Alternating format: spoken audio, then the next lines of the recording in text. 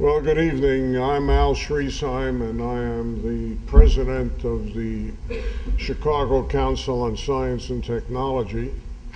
For those of you who are here for the first time, the Chicago Council is a new organization modeled on the Chicago Council on Global Affairs, if you know that organization, and our overarching mission is to raise the awareness of science and technology in the Chicago area. Can't do it in the whole nation, but try to do it in the Chicago area. We have all of the major universities, the museums, the two national laboratories, industry, supported by the MacArthur Foundation, the Community Trust, Exelon Corporation, and our objective is to deliver lectures such as this one, among other things, on critical issues of science and technology so that our citizens, you, me, everyone else, get their information on these critical issues from people who actually know something about the subject.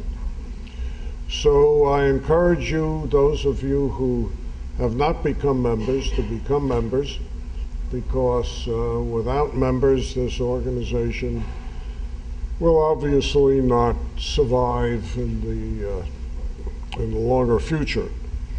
Tonight, we are particularly fortunate to have someone who will be introduced soon from Archer Daniels Midland to talk to us about this critical issue, overarching issue again, of energy and where do we get our energy from and how are we going to get our energy in the future. And this bears on the particular issue of agriculture and production of energy. And I won't say any more about that. But I would like to introduce a member of our board, and that's Jack Lunard. And Jack is the individual who is responsible for getting our speaker here this evening. Jack is a vice president and the chief technology officer at the Gas Technology Institute. And he's been a really most active supporter, GTI, Gas Technology, most active supporter of Chicago Council on Science and Technology. I am not, Jack, going to read through this long bio of you, but I will say, Jack is a legitimate member of the technical community. He has a BS degree in chemical engineering from the University of Cincinnati and a PhD in chemical engineering from the University of California at Berkeley. And with that, Jack, that's all the introduction you want to get from me. If you want more.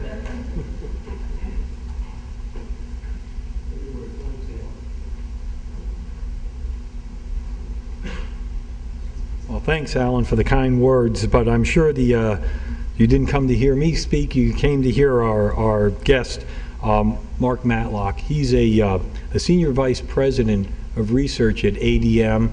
ADM is probably one of the largest, if not the largest, business around the agriculture area with significant interest in energy.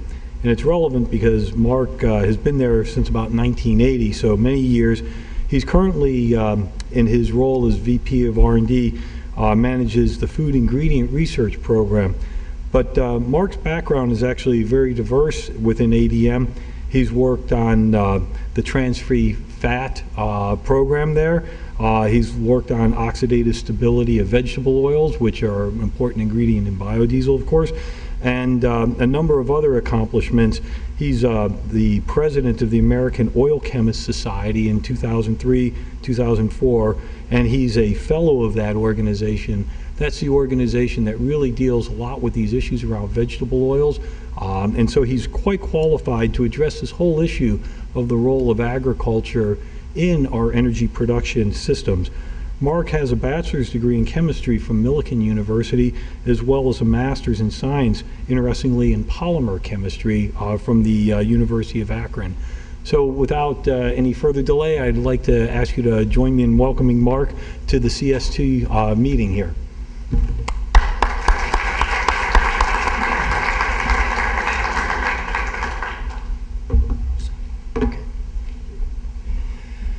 Thank you very much, Jack and Alan. I really am honored to be here tonight. I really find this an interesting venue to speak at. Just out of curiosity, I was kind of interested, how many people have science backgrounds out there?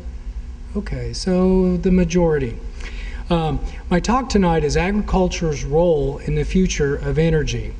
And as you all know, we've seen some really incredible changes in energy prices this past year.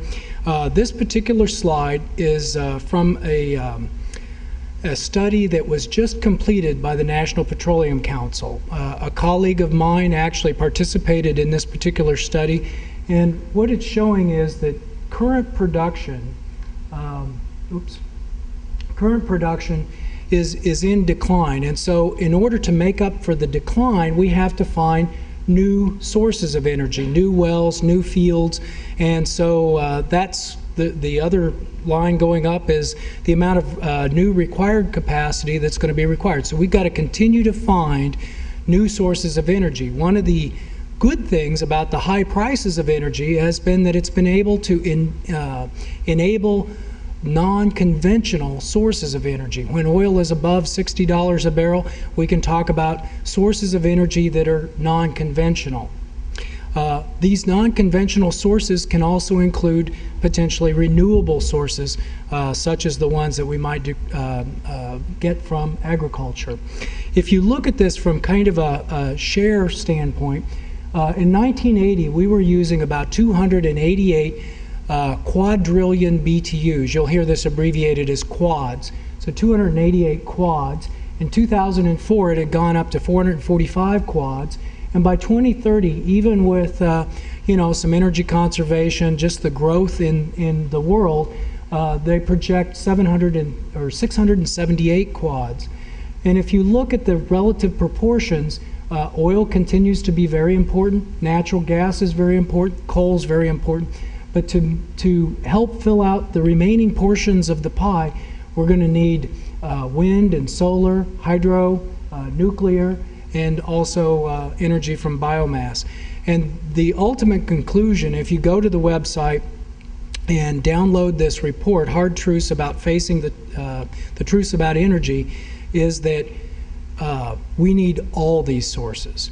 The supply and demand is so close that a little disruption in the supply side creates big volatility in the price in order to ration the demand down to match the supply. So the part I want to talk about in particular tonight is agriculture's role in the production of energy. This particular slide is the Renewable Fuel Standard. This was put into to Congress or through Congress in 2007. The yellow bars is the amount of fuel ethanol that can come from corn. In 2050, they have capped this at 15 billion gallons. Now, in this country, we produce about, or we're consuming about 143 billion gallons of gasoline. So this represents about 10% of the total supply. Again, it's not enough to deal with the whole demand, but it's a significant portion. The blue bars are the advanced cellulosic biofuels, and these begin to come in a small way in around 2011, 2012. And one of the things that it is capable of of growing to a larger volume. It's not necessarily any cheaper than the yellow bars from the corn ethanol, but it can help make up the demand. Then you see other types of things. The green bars talk about co-processed renewable diesel. We work with some folks from ConocoPhillips, And when they talk about vegetable oil, they described it to me as light, sweet crude oil. Light in that it doesn't have a lot of asphalts. It's just triglycerides, just as you would consume as oil, as a cooking oil. It's sweet in that it does not have a lot of sulfur. But if we compare that to the types of crude oils that we're getting from the Alberta tar sands, from Venezuelan heavy crude, those are heavy sour crudes. And so this light sweet crude helps to balance a refinery so that they can produce a better portfolio of fuels in the end. One of the things that's very interesting, you've heard a lot about food prices being very expensive this past year because of biofuels, and I'd like to talk around that a little bit. But one of the slides I want to show you to talk about the price of corn. In 1949, just after World War II, there were 77 million acres of corn harvested. They produced 2.9 billion bushels. The average yield was 38 bushels per acre, and the price of that corn in dollars of the day was $1.24. Last year, 2007-2008 growing season, there was 85 million acres in production. There was 13.1 billion bushels produced. The average yield was 151 bushels per acre, and the price last week, which I haven't updated this week, but was $3.85, and these are non-inflation adjusted dollars. So what was $1.24 in 1949 is only $3.85 today. Only in the electronics industry do you see that sort of productivity compensating for cost. Now, in the electronics industry, it's semi-log. Moore's law says that computing power goes up doubles every 18 months. In agriculture, it's a linear line, but as I'll show you a little bit later, there are some step changes that are coming our way due to some advances in biotechnology. If you compare this to my bottom bar there is the price of oil. Back in 1949, the price of a barrel of crude oil was $2.54. Last week it was $64. So it's increased about 2,400% compared to corn, which has increased about 200%. This high market price, this is one particular interesting slide. We've suffered both in a big spike in corn prices, but also a very big spike in crude oil prices. And I think that this slide has a little bit to do with what was going on. What you're looking at is the Chicago Board of Trade, the non-commercial net long positions. So these are people that are buying corn that have no intention of actually taking delivery of the corn, but they're simply going to sell it at a future date. So this has been a really good way to make some money in the marketplace. But if you'll notice, starting about the mid to end of the summer, these hedge funds have been liquidating their positions, and it has dropped from almost 400 billion 400,000 contracts to a little less than 150,000 contracts, and the price of corn has gone along with that. A similar thing has happened to crude oil. And so much of the high price of crude oil really didn't have anything to do with supply and demand, but was simply the marketplace at work. Now, I mentioned earlier that there are going to be several step changes in the yields of crops. One that we've seen already is insect protection, the very bottom one. You see the roots of those three different plants. They have a gene that comes from a microorganism that's used a lot in organic farming, Bacillus thuringiensis, or BT. That corn plant has had that gene imparted so that it's expressed in its root system. What happens is the insects will not go after that particular set of roots. They also plant nearby conventional corn, a small amount, so that they do not create an evolutionary pressure in those pests, but they simply have the majority of the corn that gets the full benefit of their root system. That's important because it's better able to take up nutrients from the soil as well as the moisture that's present. If your roots have been chewed away by insects, you have a less vigorous plant. Herbicide tolerance is probably the GMO trait that we hear the most about, Roundup Ready. And I actually have a personal story about Roundup Ready. I grew up on a corn and soybean farm down south of Decatur by Lake Shelbyville, if any of you know where that's at. When we were growing soybeans, my brother and I, we would go into the cornfield, we would mow-board plow the corn stalks under. Then we'd come along and we'd disc it, then we would field cultivate, and then we would plant, and then we'd go through with a rotary hoe, and then we'd go through with a row cultivator, 2 passes, and then when we got done with those 7 passes through the field with the tractors consuming fuel and all that sort of thing, then we'd go out and by hand with a garden hoe chop the weeds out of the beans. And my dad had this one particular field that was a mile long. It was a 1/4 mile wide and a mile long, 160 acres.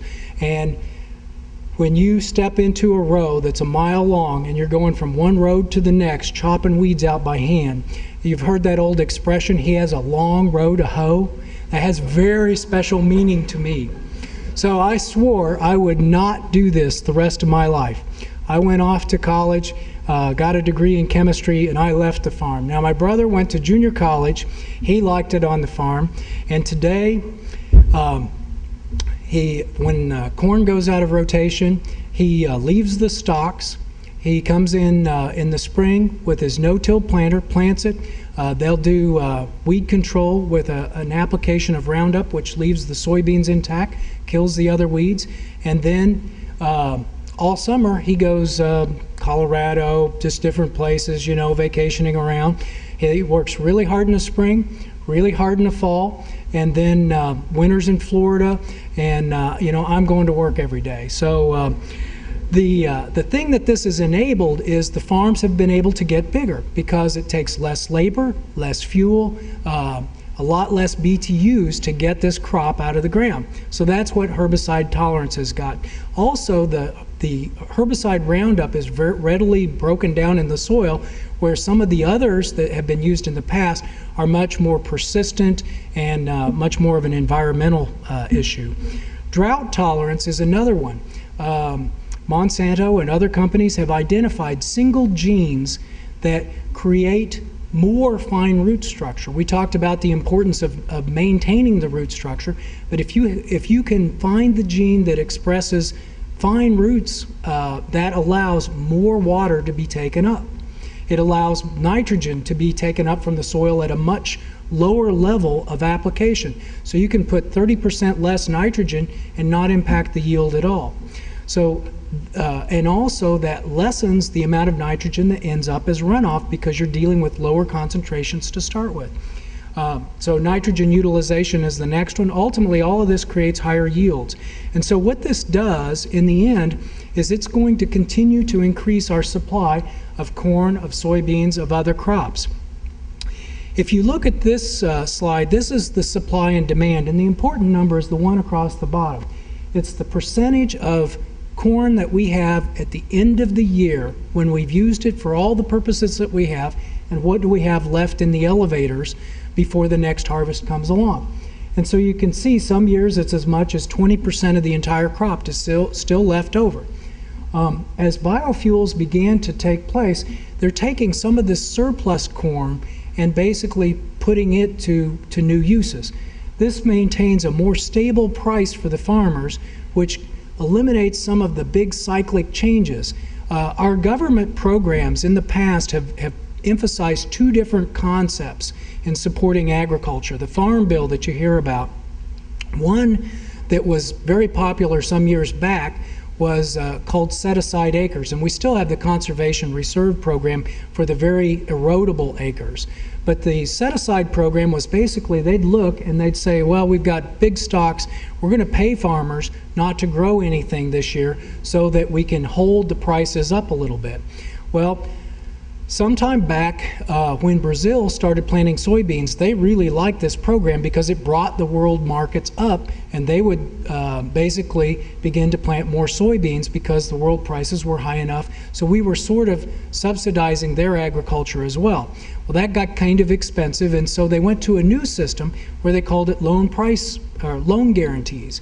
Here, if the cost of production drops below or the market price drops below the cost of production, what we're going to do is we'll pay the farmers the difference so they don't go out of business. And so now all of a sudden the farmers in Brazil really suffered. They hated that program because they weren't getting loan differential payments. But also what this does is it depresses agriculture throughout the world. And a little bit later I'll talk about the importance of letting agriculture be practiced throughout the world with the same efficiency that we have in the Western world.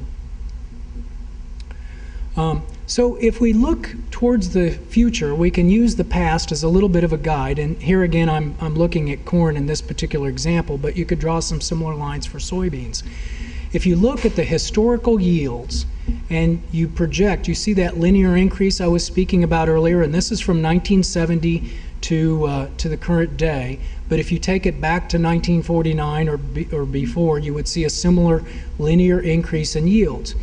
Now, if you project it forward, you would see about 200 bushels per acre being the average value in 2030. But there's two new technologies that are being brought to bear. One is called molecular breeding, and what we're looking at here is markers in the plants so that we don't have to grow a full plant growth cycle, basically a year or 6 months, to find out whether this plant had the attribute that I intended for it to have.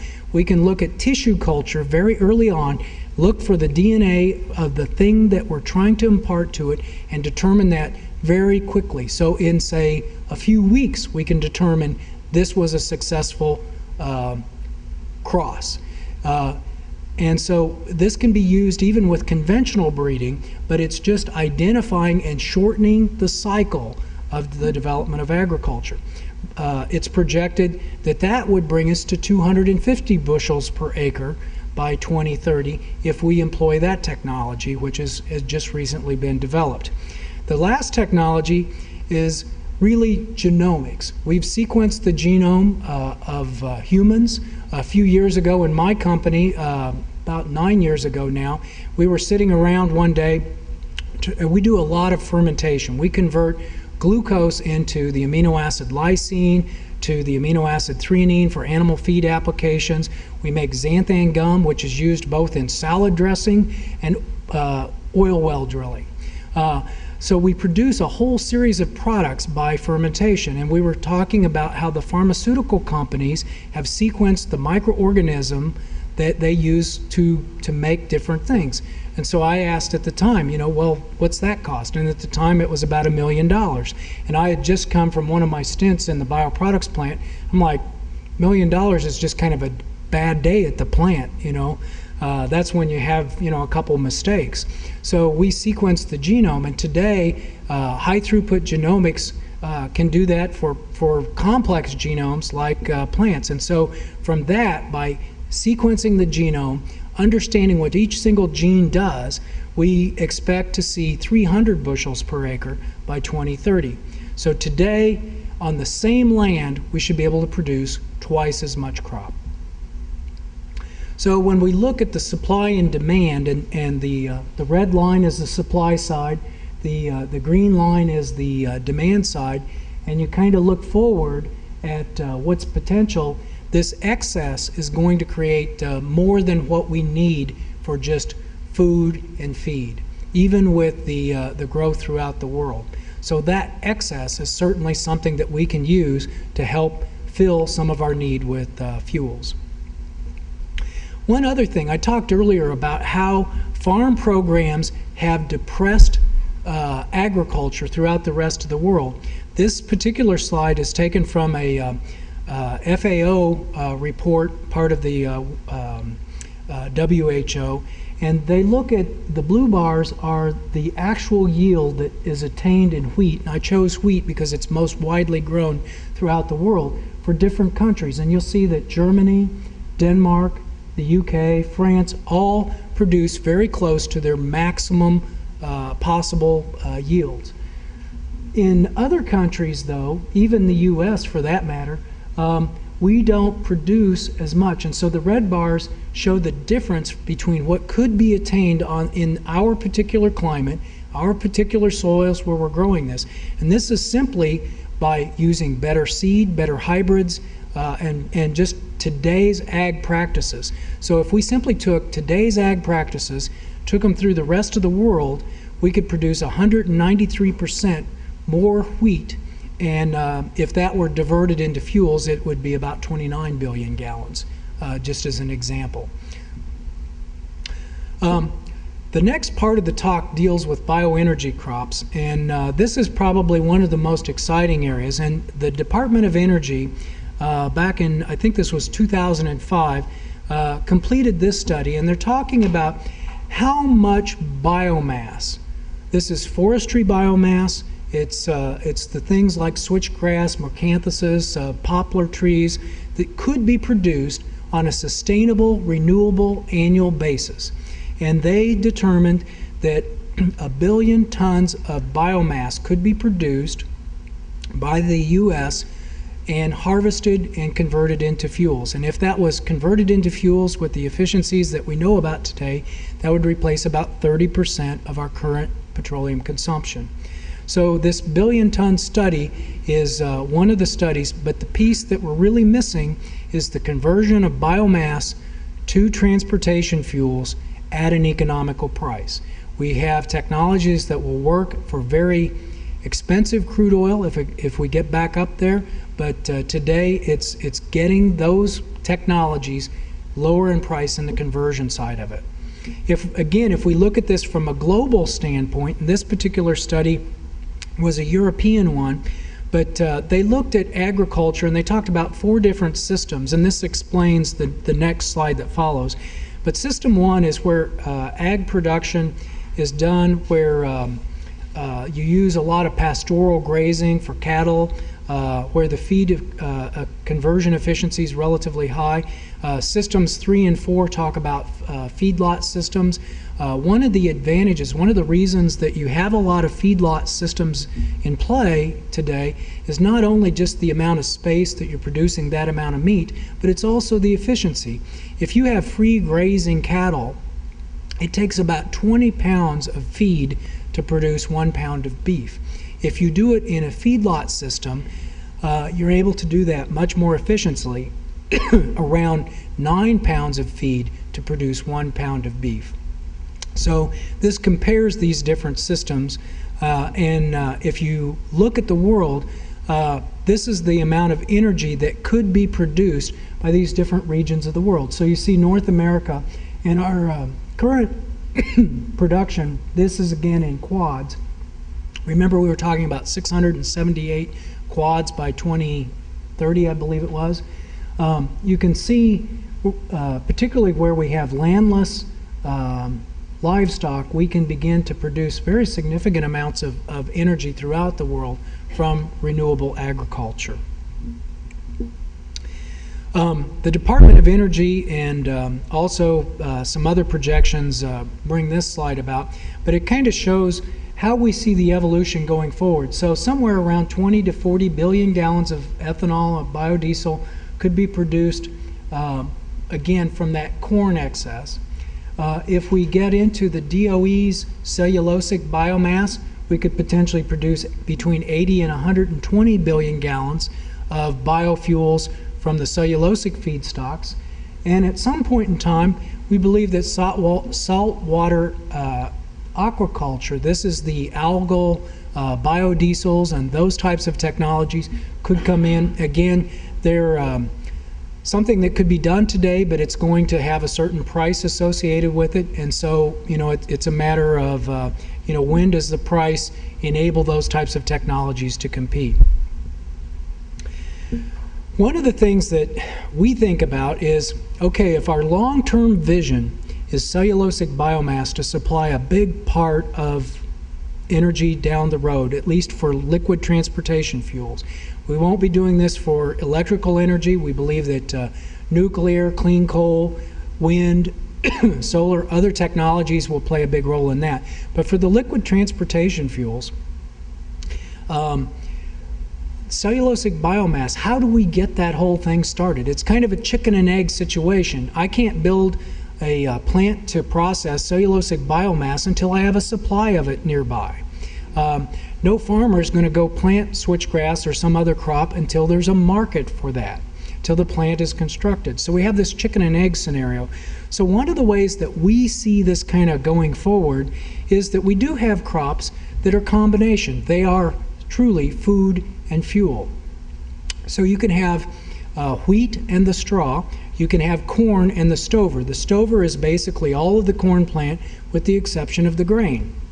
So if you look at the biomass that's available by the grain, which is going to go first to the food markets, to the feed markets, the remainder goes to fuel, you know, whatever's left over goes to fuel, plus the stover, that's a way that we can jumpstart this whole industry on the biomass, the cellulosic side of it.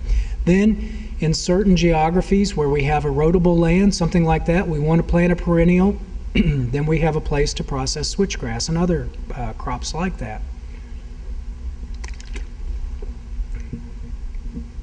So now, that's the way we sort of see this thing marching out. The next part of the talk deals with biomass conversion technologies, and this is going to be a quick overview of the different technologies that are there. And there's a lot of overlap even with fossil fuels. Crude oil today is refined into petroleum, into gasoline and diesel, liquid petroleum gas. Natural gas can also be used as a transportation fuel, can also be used as a feed to produce synthesis gas. Jack's research organization does a lot of work in creating different feedstocks. You see coal going to gasification to create synthesis gas that can go into fuels like methanol, dimethyl ether, Fischer-Tropsch diesel. And then you begin to have some overlap where lignocellulosic biomass can also be gasified. It can go through pyrolysis and create pyrolysis oils that then begin to be an alternative biocrude. Sugar and starch crops can go through fermentation directly to ethanol, but you can also take those crops into other technologies like gasification or other things as well. Oilseed crops, rapeseed or canola as we know it here, as well as soy and other crops the oil can be extracted, it can be interesterified. One of the things that I'd like to point out again is we keep looking at these systems as food and feed. We produce biodiesel down in Mexico, Missouri. Every pound of biodiesel, we're also producing 4 pounds of soybean meal. That soybean meal is used as a feed for poultry, for swine, and so it's always the combination of those. We look at things as a system. We also have vegetable oils that can go into the green diesel type technologies, where it's again being used to produce diesel fuel directly. And then the last area is wet biomass can either go to anaerobic fermentation or into hydrothermal upgrading type technologies. Anaerobic fermentation is also a technology that we practice at ADM. I was talking to someone before the meeting. We have a 300 million gallon anaerobic digester where we are converting low-level carbohydrates that otherwise would be a wastewater treatment problem, but it's too expensive to remove the water to get at those carbohydrates. So we simply convert them into methane, and then we have a liquid gas separation, which is much easier to do. So the gas goes back and we use that as part of our fuel to fuel our processes. One of the important things I think going forward is combined heat and power systems. One of the things we also employ down in Decatur, we have a 200 megawatt cogeneration facility. We're burning high sulfur coal from southern Illinois that's relatively low cost, low transportation cost for us with fluidized limestone and that fluidized limestone absorbs the SO2, creates gypsum, which then is used to backhaul to the mines and help stabilize the mines where the coal came from.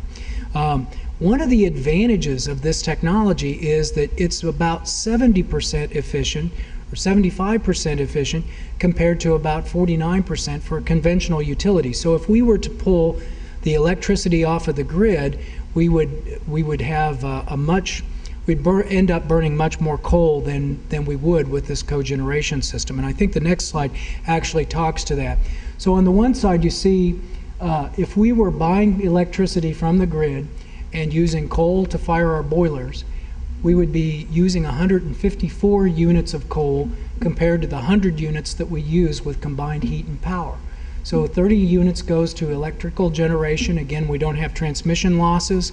And then instead of heating a lake or having a bunch of cooling towers, that sort of thing to deal, we use our plant, its needs for steam as the heat sink, and so 45 units go into the plant. And so we need to have more of these types of facilities where we have both an electrical demand and a heating demand. So we may see in large cities in the future where we would actually use a utility steam to heat buildings in that area during the winter and power AC and other things, but generate electricity more locally. So this is an important way to lower a CO2 footprint. The next technology I want to talk about is biomass gasification. Here, the first step is simply drying the biomass. So at temperatures of 100 to 150 degrees centigrade, we're driving off moisture. Then the next phase, we're devolatilizing it. At a higher temperature, we're getting off gases. And in the final stages, where we're around temperatures of 1,000 degrees centigrade, we're actually converting the carbon in that biomass to carbon monoxide, and you inject a little bit of steam into it and you produce hydrogen. So you have a combination of carbon monoxide and hydrogen, which is known in the chemical industry as synthesis gas. This synthesis gas can then be used to make a number of different types of fuels. It can also be burned directly in gas turbine systems. This is direct gasification, and actually this is from the Gas Technology Institute. Thank you very much, Jack. They have a system like this. If you ever get the opportunity to see it, it's a very nice semi-works sized unit, but here you can take these product gases and then convert them to a whole wide range of different things. One of the things I like about direct gasification is that you can feed it coal and you can also feed it biomass. And there's actually some synergies from a chemistry standpoint of blending the carbohydrate biomass with the pure coal. You end up with some efficiencies. And also, it's maybe a model of how things would go. If you have a big drought, you have a dry season, you didn't get as much biomass as you thought you would, you'd simply burn a little more coal that year. If you had really good yields that year, we had a great amount of rain like we did this year, then we would have more biomass and we could burn less coal. So again, this is a potential technology that you'll see used.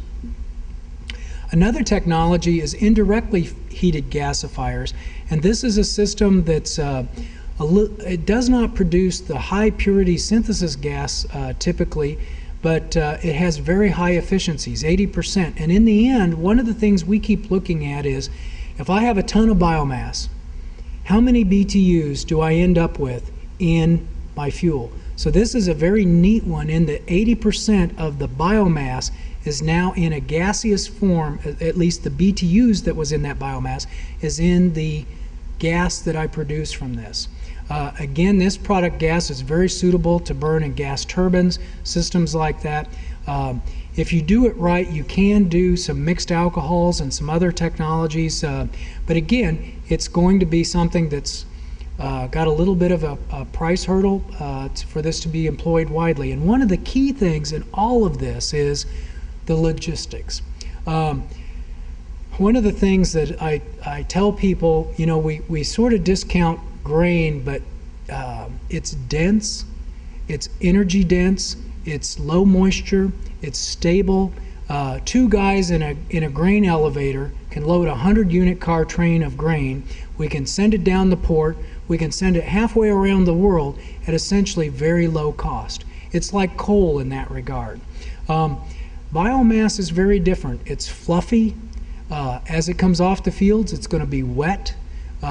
You may have to dry it a little bit before you go.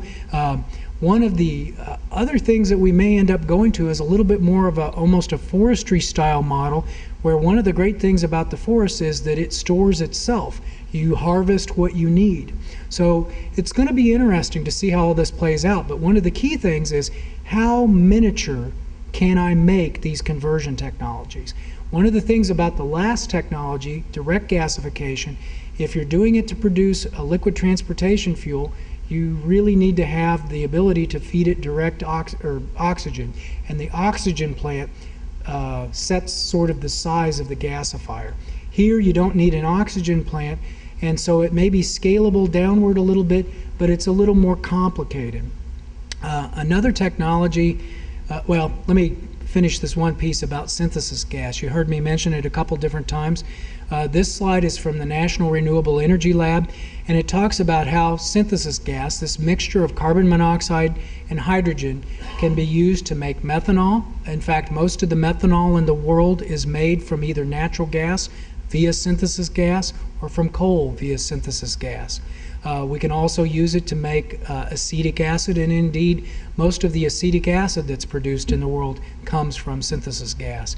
But you can also produce ethanol, you can produce methyl tertiary butyl ether, you can produce olefins, just a wide range of different things. So this is a pretty nice technology. Again, historically, it hasn't been practiced that much because, except for a few things, because of costs of the technology. Pyrolysis is another technology that can convert biomass into a liquid oil. The thing that its big advantage is that this one is probably the most downward scalable. This one is the one that we think we could maybe get almost on a combine, or certainly, you know, in the old days, I can remember growing up as a kid when there was the corn sheller, and you basically picked ear corn, you brought it back to the bin, and then someone would bring a corn sheller, and it would basically take the ears, shell the corn, and you'd have a big pile of corn cobs, which were a lot of fun to throw at each other when I was growing up on the big corn cob pile. But in this technology, you could have biomass collected at the farm. The pyrolysis unit comes on a semi-truck or something, and they convert the solid biomass into a liquid oil, and then that oil be transported to wherever it's going to be refined. The one disadvantage of this technology is that the pyrolysis technology does not remove a lot of the oxygen that's present in the carbohydrate.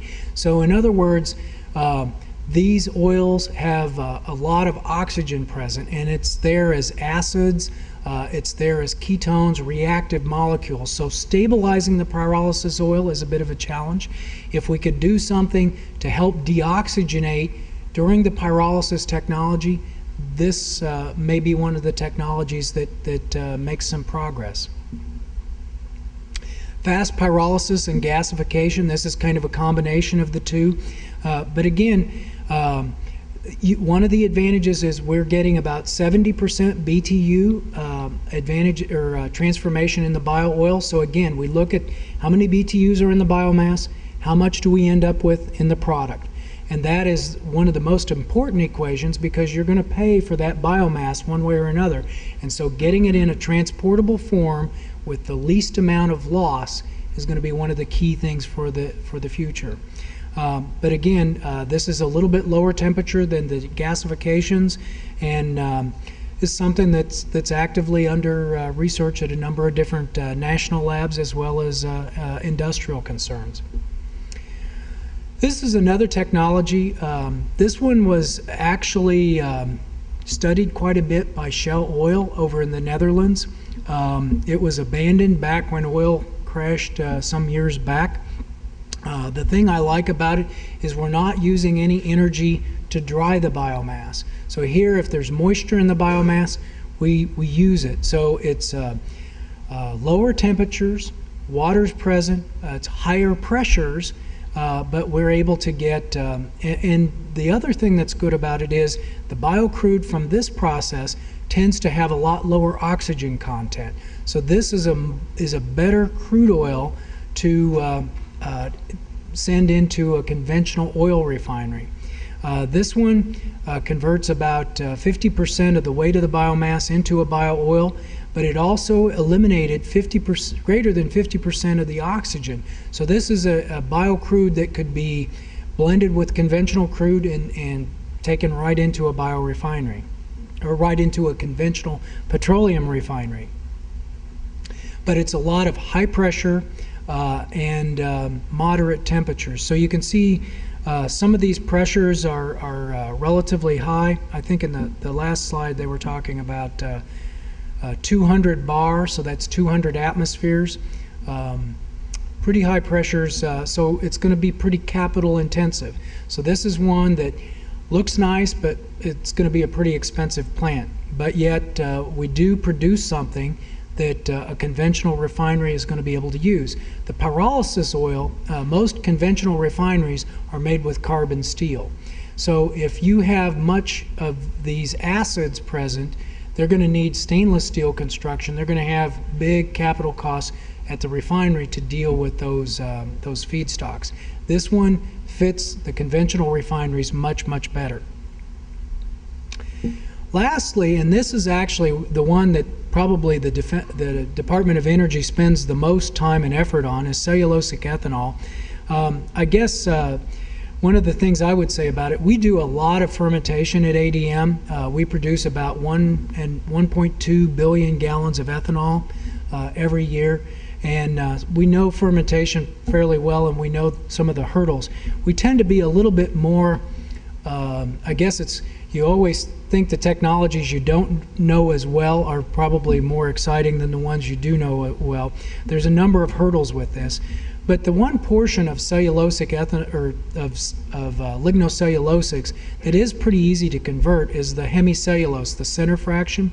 These are the 5 carbon sugars that we can get out of the biomass pretty easily. And we have a project with Purdue University to take our production yeast organisms and put in the engineering for them to be able to use 5 carbon sugars as well.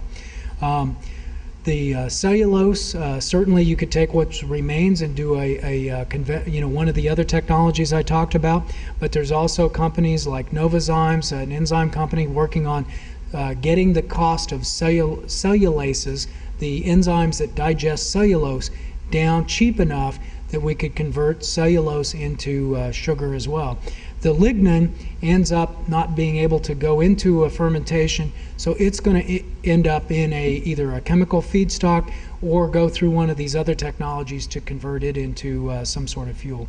We think that we could produce about 60 to 70 gallons of ethanol per ton today. Theoretical achievable levels around 90 to 100%, or 90 to 100 gallons.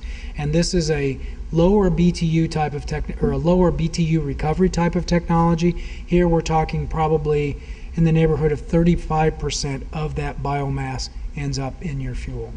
So that's why we like the higher BTU ones, but we also are keeping an eye on this. One of the things that you hear a lot about are the carbon footprints, CO2, and I guess one of the things that I keep looking at, how many BTUs do I get for 1 BTU that I expend? So on the green bars are if we put 1 BTU into RFG gasoline, we get, it takes, in other words, about 1.2 BTUs are required to produce 1 BTU at the pump, but it's all fossil energy.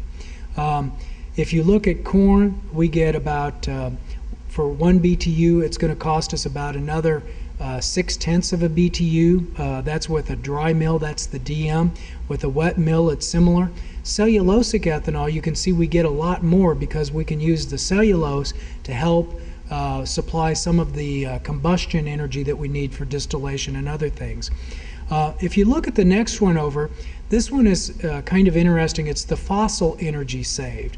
This one more relates to the CO2 side of it, and you can see how much energy is saved by each of these different technologies. And again, you see the big advantage of cellulosic ethanol in really greatly reducing the fossil energy required. But any of these technologies, if you're looking at a energy security standpoint, in other words, we're importing oil from a lot of unfriendly places in the world. If they were to cut that energy off, how does each of these technologies save petroleum energy? And you can see that last slide, it doesn't much make a difference if it's corn ethanol, dry mill, wet mill, or cellulosic. They all save very significant amounts of petroleum energy, because in the energy that we're using for corn or dry mills tends to be coal. So you could almost think of it as a coal being consumed at very high efficiencies, again with cogeneration, 70% efficiency, creating liquid fuels, as well as making use of the excess from agriculture. I talked earlier about a lot of little stepping stones along the way. What technologies do we need to deploy in order to create demand for biomass? And one of the projects, as we were studying cellulosic ethanol, we do a lot of thermochemical treatments of that cellulose in order to make it more digestible by the yeast. And we thought, nature's way of converting cellulosics to energy is called a ruminant, a cow. These cattle are self-replicating 50-gallon fermenters that convert cellulose from the pasture into energy.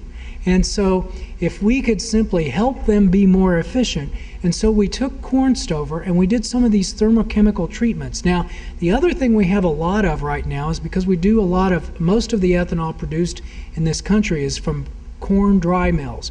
They produce a product called distillers dried grains.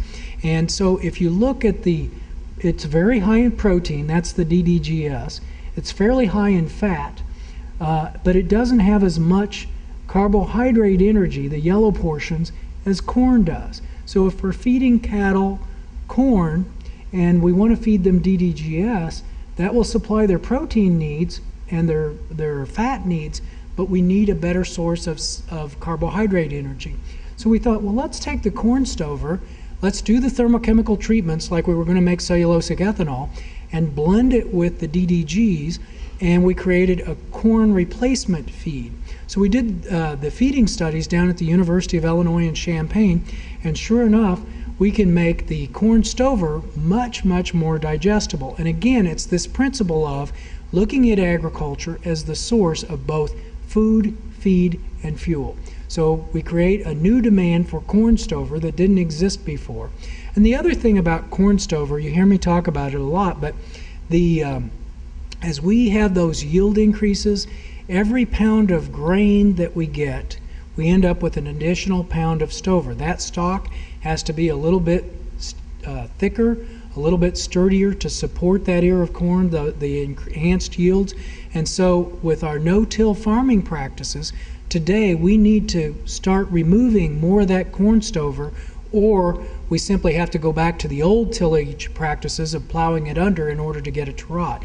Because we're at the point where farmers are beginning to have to do some tillage because the stover is piling up in the fields. So if we take that off as an additional income source to the farmers, we create feed markets, we create some fuel markets where we either feed it to cogen plants with the coal to help supply some of the energy to run these operations, or feed it to direct fire gasifiers to help balance our carbon footprint on the coal side of things. All of these things are just stepping stones ultimately to where we have the billion tons of biomass of cellulosics that we could begin to become more energy self-secured. This, I mentioned earlier, it's relatively easy to take the hemicellulose fraction and convert it into ethanol. Down in Decatur, every day we process 30 million pounds of corn. That's one plant. We have 7 other plants that process. In total, we process about 700 million bushels of corn a year. Remember, the total corn crop was about 13 billion last year, so we're processing about 700 million with our current plants.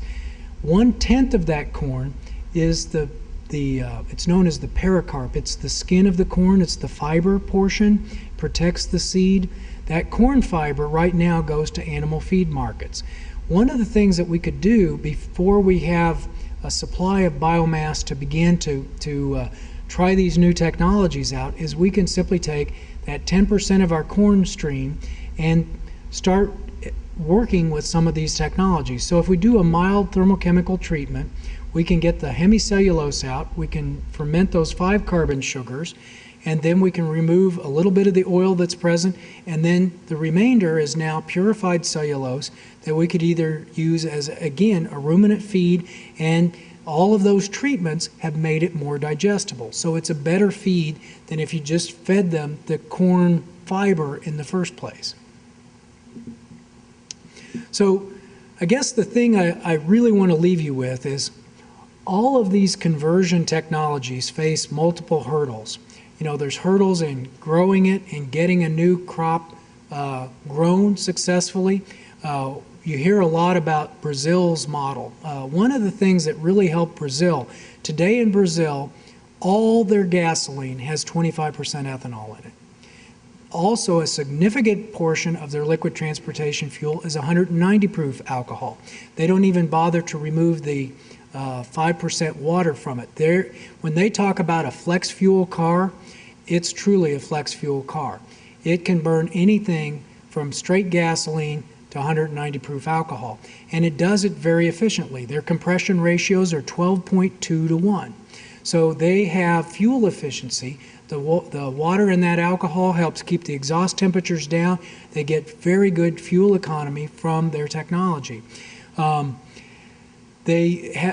order to deal with the cold starts, which would be a little bit of an issue with that 190 proof, under the hood, if you look, there will be a little tank that looks kind of like a windshield washer tank, and they put the 25% alcohol gasoline in that little tank. When you start the engine, it starts on the gasoline and then automatically switches over to the 190 proof alcohol when it gets going. But they've been able to completely eliminate their dependence on imported petroleum. And that is partly enabled by their system of agriculture. When they have a sugarcane processing plant, their agriculture is largely pastoral now, so most of the land is not rainforest. It's actually grazing land. And so what they'll do is put a plant down, and you'll have all the land within a certain geography grow a feedstock for that plant. So that minimizes the energy requirements to transport that feedstock to the plant. And in the case of sugarcane, about 1/3 of the energy is actually in the juice of the sugar. 1/3 of the energy is in the bagasse. That's the rest of the stalk after the sugar's extracted from it. And 1/3 of the energy is in the straw that they leave back on the fields, or if they happen to still be cutting it manually, that's when they burn the field, the straw is all burned. That is being banned in different portions of Brazil. Down around Sao Paulo, that'll all be phased out by 2012. And so now they have mechanical harvesters to go in, and the straw is being put back down, but there's also some thought about gathering that energy source as well. But at any rate, the bagasse supplies, about 12% of the bagasse supplies all the energy that's required to convert that sugar into 190 proof alcohol. The other remainder is actually going into their electrical generation. So the other 86% is being used to augment their grid. They are primarily a hydroelectric country, and they have a rainy season and a dry season. The sugarcane is harvested during the dry season, so it balances their electrical needs very nicely. Harvesting today in North America, harvest is in the fall. So the big challenge for us is how do we store all that biomass in the time? Do you load it in the field? Do you have field storage? Do you have some sort of facility alongside the, like I was talking about with the potential portable pyrolysis units? And then how do you transport the biomass to the biorefinery? We think that ultimately there's going to be a number of different technologies employed, and it's going to be different things in different locations. Finally, the one thing that it is going to require is a foundation for sustainable change. One of the things that, out of World War II, this whole petrochemical industry sprung up. In the beginning days of World War II, synthetic rubber was very badly needed. One of the key ingredients was butadiene. Butadiene was being made from ethanol, which was being made from starch. Later in the war, they found out how to make butadiene directly from petroleum, and gee what, it was $2 a barrel, so it was so much cheaper than the other technologies. But today, we're beginning to understand genomics. We're beginning to understand how we can grow each year a renewable set of resources. When we're consuming these grains or the stover or the biomass for fuel, you know what? Next year we can grow a brand new supply. And it took the carbon dioxide out of the atmosphere to do it. We just have to be as efficient as we possibly can in converting the BTUs in that biomass to the BTUs in the finished product. And if we watch the BTUs, the carbon dioxide will take care of itself. But it's going to require a lot of innovation. If some of you are students, I really encourage you to think about the things that we're going to need. It's going to require a lot of investment. The petrochemical industry is a huge industry. The size of their investments is awesome. If we think about what this is going to entail, it's going to be very, very significant. And then lastly, it's going to need partnerships. We're going to need a number of different partnerships between government, universities, industry, between different industries. All of this is going to be important for us to be able to set up a renewable, sustainable system.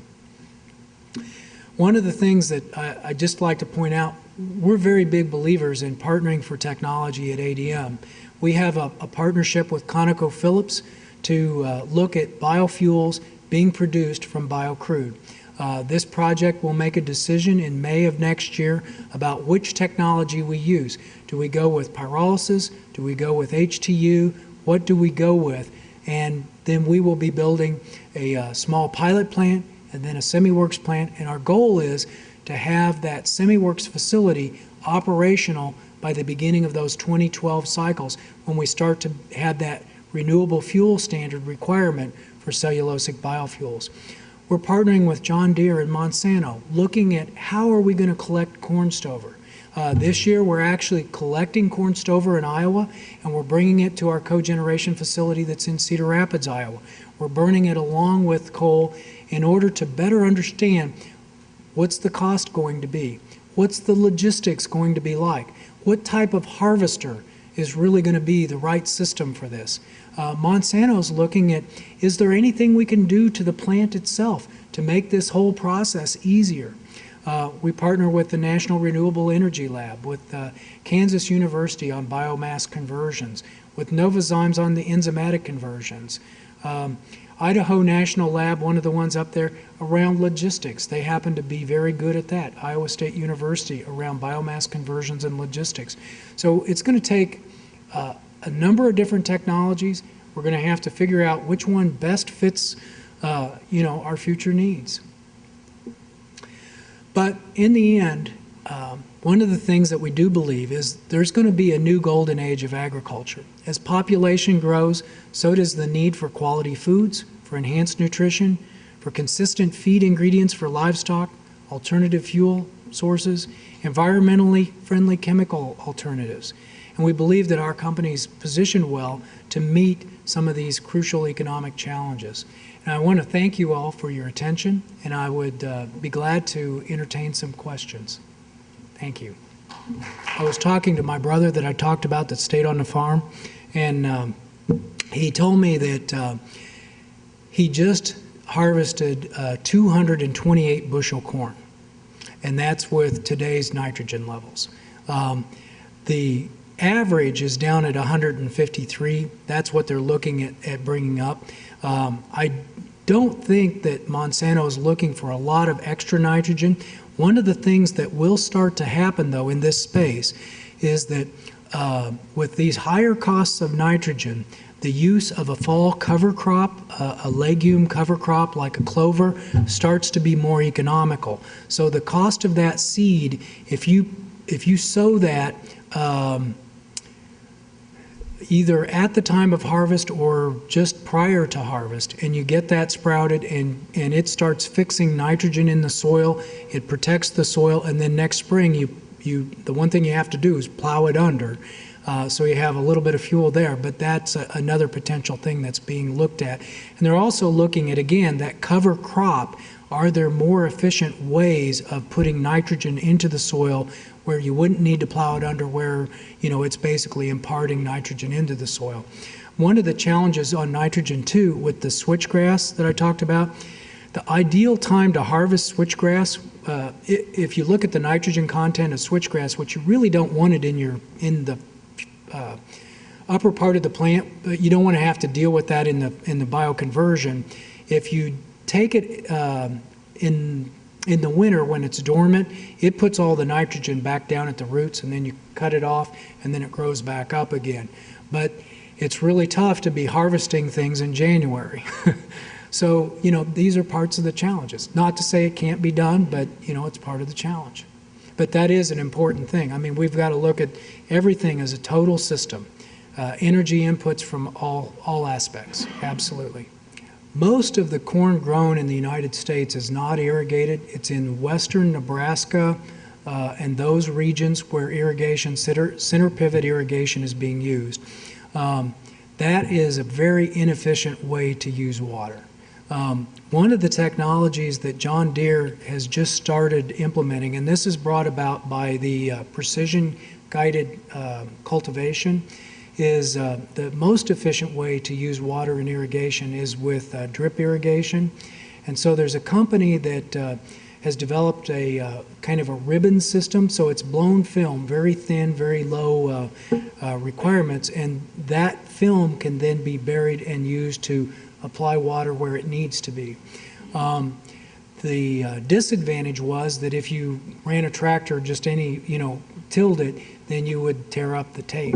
But the combination of precision-guided agriculture, the tractor systems, along with that type of irrigation is the most efficient way to use water. Long term, we really think that Monsanto's approach in their drought-resistant crops is going to be the ultimate way that we just make do with the rainfall that we get. Some of the water calculations that you've seen bandied about are they're counting the amount of water that fell on the ground that raised the crop. That water is going to fall whether there's a crop there or not. So the water that you really have to concern yourself about is the irrigation water and the process water. We've, just because of the cost of water, reduced the amount of water that we use for processing ethanol by about 35% since 2000. But that's going to continue to be a very important thing going forward. On the topsoil, the best thing we can do for topsoil is, again, using no-till farming practices combined with cover crops. That is ultimately the best way to preserve and to actually build back the topsoil. And so one of the things that hasn't been heralded very much, but is the herbicide-tolerant, Roundup-ready crops actually enable. I mean, no-till farming has been around for a long time. We could never control the weeds, and so we lost all the productivity to weeds. That has made no-till farming feasible, and so we see much more of that. But that's very important also going forward, that we maintain the topsoil that we have, because certainly the practices that we had in the 1960s and 70s with moldboard plowing and all that sort of thing, we were losing soil at a very substantial rate. Well, we're big believers in combined heat and power. We think that, you know, if we could do much more of that, I mean, it extends your fuel substantially. And I'm very glad to hear the Illinois Institute of Technology is doing some work in that space. I'm not too involved in modeling myself, but we have a new modeling center down on the Champaign-Urbana campus, and I could put you in touch afterwards with some of the people that probably could, you know, answer your question in a little bit more detail or comment on it a little bit more. But I think that you've seen a few years ago these corn pellet furnaces and that sort of thing. Again, it was because just a couple years ago corn was about $2 a bushel, and it was a pretty cost-effective means of heating your home. If you do that combined with cogeneration, using both the heat and potentially generating something, some electricity with it in a home setting, that might be very interesting indeed. Is the miniaturization part of the model, or is it? Yeah. That'd be great. I think there is a small company down, I met someone last week that's looking at small-scale gasification. That he may be someone to talk to as well. Catalysis is one of the areas that we do have a lot going on, more in our renewable chemicals area. Right now we're taking glycerin from biodiesel, or we can get glycerin also from dextrose by going dextrose, hydrogenating it to sorbitol, cracking the sorbitol to glycerin or to propylene glycol. Ultimately, we're making propylene glycol from either of those routes. And that's competing on a cost basis with propylene to propylene oxide to propylene glycol. Propylene glycol is used as the de-icing on airplanes. It's antifreeze. It's used also in certain food products, moist pet foods and things of that nature. But catalysis, we're doing more in the renewable chemicals area with it than we are with fuels right now. In our space, we look at making a biocrude, and then the catalysis work of converting that biocrude into finished gasolines is actually taking place at ConocoPhillips, our partner there. But they're looking at a whole series of catalysts for the conversion of that biocrude into gasolines, diesels, and jet fuels. We have time for one more question, if there's another question. If not, then I'll take the prerogative to ask. I think we've all seen, you know, as with all new industries, a need for a government intervention in the case of taxes or subsidy. Typically, these subsidies for renewable fuels have been in the 50 cent to $1 a gallon range. Would you like to speculate on where oil would be such that no subsidies would be required for biofuels? Well, the interesting thing, we've been producing ethanol for 29 years, and the tax credit, the 50 cent a gallon tax credit, has been largely used. The people who get it are the people who blend ethanol with gasoline. And what it really does is it pays them to put in the infrastructure to do that blending. So in other words, we ship 100-unit car trains of ethanol from the Midwest to the East Coast, to the West Coast, and those 100-unit car trains arrive and they have to be emptied and blended. So there's storage tanks for the ethanol, there's blending operations. That's where the tax subsidy is actually paying a return for the people to install that equipment to do the blending. If it weren't present, most of this past year, ethanol has traded well below RBOB gasoline on the NYMEX exchange. It would still be used because it goes in as an octane booster, as an oxygenate in different fuels. It probably would not be used to the same extent that it would not meet the renewable fuel standards without its tax treatment right now. But again, that's primarily installing infrastructure. I would think that at some point in the future, when that infrastructure is completely in place and we've blended the amount of gas or the amount of alcohol that we need, you know, it would make sense to peel it off. I'd like to ask you to join me in thanking Mark for coming up from Decatur for a very interesting and stimulating presentation. Thanks again.